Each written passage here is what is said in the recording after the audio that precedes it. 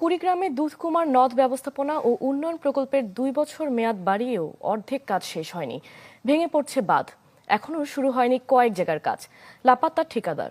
তাই এবারও বসতভিটা হারানোর শঙ্কায় নদ তীরবর্তী মানুষ। কালার এক্সপার্ট, জর্জ স্যাপ এবং মাইল্ড অন হ্যান্ডস টেকনোলজি সমৃদ্ধ অরিক্স ক্রিস্টাল ওয়াশ আপনার লন্ড্রি এক্সপার্ট। কুড়িগ্রামের অন্যতম বড় নদ দুধকুমার তীররক্ষা বাঁধ না থাকায় প্রতি বছর এ নদের ভাঙনে নিঃস্ব হয় হাজারো পরিবার।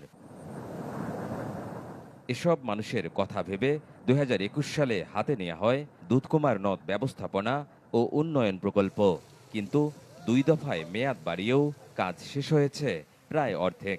ভ্রুঙ্গামারীর ইসলামপুর নাগেশ্বরীর খেলার ভিটায় কাজ শেষ না হতেই বাঁধ ভেঙে পড়েছে বৃষ্টিতে। স্থানীয়দের অভিযোগ, কাজে নিম্নমানের সামগ্রী ব্যবহার করেছে ঠিকাদারি প্রতিষ্ঠান। কোথাও শ্রমিকের পাওনা না দিয়ে লাপাত্তা ঠিকাদার। শুধু মাটি সরা তারা উপর থেকে ছেড়ে দিছিল, দেওয়ার পরে জিও ব্যাগ বিছাইয়ে তার উপর বলডার দিছে। ওটা ডাঙাডাঙ্গি নাই, কিছুই নাই। এই যে 2 নম্বর খোয়ানি, এই যেগুলো খালি আবিস।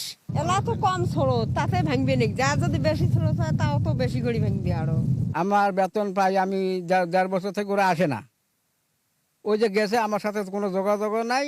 তবে কুড়িগ্রাম পানি উন্নয়ন বোর্ড বলছে দ্রুত কাজ শেষ করতে ঠিকাদারদের তাগিদ দেয়া হয়েছে।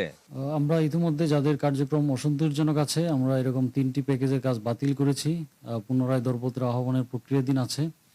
এর বাইরেও আমরা প্রায় 7টি প্যাকেজকে 28 দিনের চূড়ান্ত নোটিশ প্রদান করেছি। যারা দীর্ঘদিন যাবৎ কাজ বন্ধ রেখেছে এদেরকে আমরা বাতিল করার প্রক্রিয়ায় রয়েছি।